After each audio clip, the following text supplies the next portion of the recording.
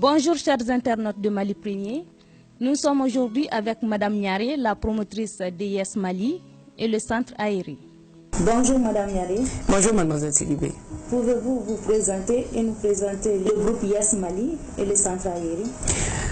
Merci beaucoup Mademoiselle Sidibé. Déjà je remercie l'équipe de Mali Premier pour avoir effectué les déplacements au niveau du centre.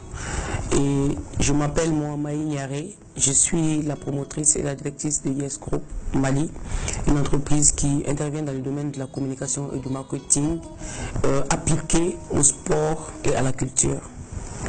Donc cette entreprise est aussi une marque d'équipement de sport, Yes, qui est une marque. Donc nous faisons tout ce qui est comme équipement, les maillots, les ballons, les survêtements, les chasubles. Nous intervenons aussi dans la mise en place de tout ce qui est stratégie de com, le pilotage. Et aussi nous accompagnons les entreprises pour les événements qu'ils ont, l'événementiel et les études marketing. Et c'est dans ce cadre que nous avons postulé pour la gestion de ce centre qui appartient par ailleurs à la BCEAO, à la Banque centrale des États de l'Afrique de l'Ouest. Nous avons gagné le marché et nous assurons tout ce qui est accueil des clients, visites et toutes sortes d'activités qui se passent au niveau de ce centre. Quelles sont les activités que vous proposez au niveau de ce centre? Alors ce centre est bâti sur une superficie de 9 hectares, un complexe de sport et loisirs qui englobe un peu tout ce qui est sport. Vous voyez, on a un terrain de foot, un terrain de basket, un terrain de volleyball, un terrain de hand, un terrain de tennis. Nous avons aussi un endroit où on peut faire la pétanque. Nous accueillons des entraînements de tout ce qui est un peu activité sportive, sur d'autres choses parce que nous avons une piste d'athlétisme. Donc nous avons des marcheurs qui viennent ici les après-midi. Nous avons une piscine olympique, semi-olympique. Nous avons une pataugeoire pour les enfants et nous avons des espaces pour accueillir des événements. Donc les événements, vous voyez, un peu comme les mariages. Donc nous pouvons organiser les cocktails, les déjeuners. Nous accueillons aussi tout ce qui est team building. Si les entreprises ont envie de sortir, entre eux, ils peuvent venir. Le personnel entre eux, ils peuvent venir ici passer une journée récréative.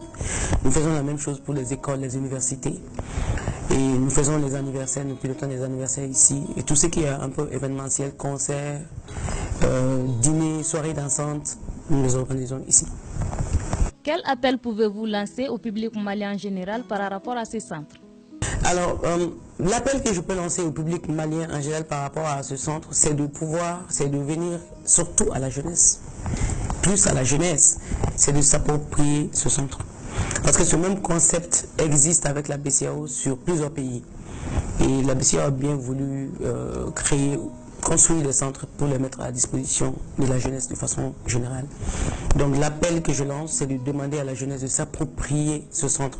Parce que qui parle de l'avenir d'un pays ne peut continuer sa phrase sans parler de la jeunesse. Surtout qu'au Mali, nous avons plus de jeunes que toutes sortes de tranches d'âge, que toutes les tranches d'âge confondues. Donc nous avons besoin de mettre des stratégies pour accompagner cette jeunesse, pour permettre à cette jeunesse de s'épanouir, pour permettre à cette jeunesse d'être en bonne santé, pour pouvoir dans un avenir proche ou lointain relever les défis qui sont la construction un peu du Mali, le développement et l'épanouissement de la population malienne. En tant qu'entrepreneuse, quel conseil pouvez-vous donner aux femmes maliennes en général? Ouh là là, je me dis que la femme joue déjà un rôle très important dans la vie de façon générale, au-delà même de l'entrepreneuriat féminin. Et j'ai l'habitude de dire, et je le dis un peu partout, si nous mettons tous les Maliens au travail, si nous oublions les femmes, nous n'avons rien fait. Parce que nous sommes plus nombreuses. Et donc je me dis que pour qu'un pays puisse se développer, il faut que la majeure partie de la population se mette au travail. Et cette majeure partie de la population est constituée justement des femmes et des enfants. Et qui éduque les enfants? Ce sont toujours les femmes. Donc, ce que je donne comme l'appel que je lance aux femmes, c'est de croire en leur projet. Parce que chaque personne a un projet enfui. Et c'est de se donner les moyens d'atteindre ses objectifs. C'est de vouloir faire quelque chose pour son pays. Et c'est un peu l'appel que je donne en tant qu'entrepreneur, un peu à la population et aux femmes de façon générale, pour que les femmes prennent leur destinée en main. Quel est votre mot de la fin, madame? Si je ne devais dire qu'un seul mot, ce sera l'engagement.